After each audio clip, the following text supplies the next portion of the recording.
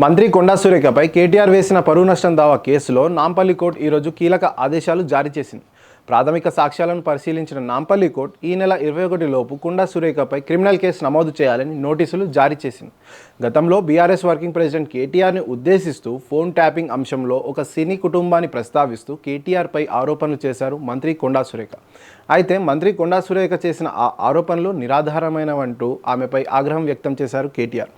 ఆ తర్వాత కొన్ని రోజులకే కోర్టులో పరువు నష్టం దావా వేశారు బీఆర్ఎస్ వర్కింగ్ ప్రెసిడెంట్ కేటీఆర్.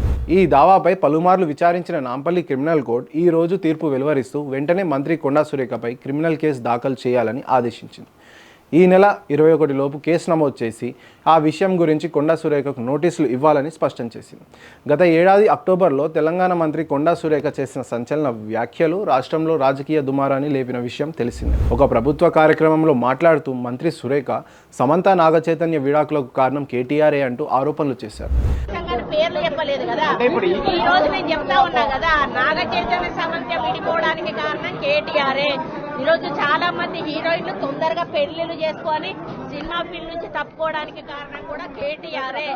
ఆయన ఆ రోజు మత్తు పదార్థాలకు అలవాటు పడి వాళ్ళను కూడా మత్తు పదార్థాలకు అలవాటు చేసి రేవ్ పార్టీలు చేసుకొని మదమెక్కి వాళ్ళ జీవితాలతో ఆడుకొని బ్లాక్ మెయిల్ చేసి వాళ్ళను ఇబ్బంది పెట్టినటువంటి వ్యక్తి కేటీఆర్. అది అందరికీ కూడా తెలుసు, సినిమా ఫీల్డ్ అందరికీ తెలుసు, అది ఓపెన్ రహస్యం చేయడం అనేది. అదే సమయంలో బీఆర్ఎస్ పార్టీ అధికారంలో ఉన్నప్పుడు ఫోన్ ట్యాపింగ్, డ్రగ్ పార్టీలు, పర్సనల్ ఫేవర్స్ డిమాండ్ చేసినట్టు కేటీఆర్పై తీవ్ర ఆరోపణలు చేశారు. అంతేకాదు నాగార్జున కుటుంబానికి సంబంధించిన ఎన్ కన్వెన్షన్ సెంటర్ కూల్చివేత తప్పించుకోవాలంటే సమంతపై ఒత్తిడి తెచ్చారని కూడా వ్యాఖ్యానించారు. ఈ వ్యాఖ్యలు అప్పట్లో పెద్ద దుమారమే రేపాయి.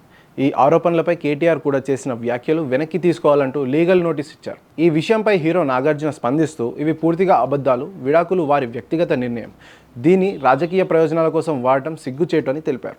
ఇప్పుడు కేటీఆర్ వేసిన పరువు నష్టం దావాపై కోర్టు స్పందించింది. మంత్రి కొండా సురేఖపై క్రిమినల్ కేసు నమోదు చేయాలని ఆదేశించడం సంచలనమని చెప్పుకోవచ్చు. ఇక దీనిపై కొండా సురేఖ ఎలా స్పందిస్తారు, పోలీసులు మరియు ప్రభుత్వం ఎలా స్పందిస్తాయి అనేది వేచి చూడాల్సిందే.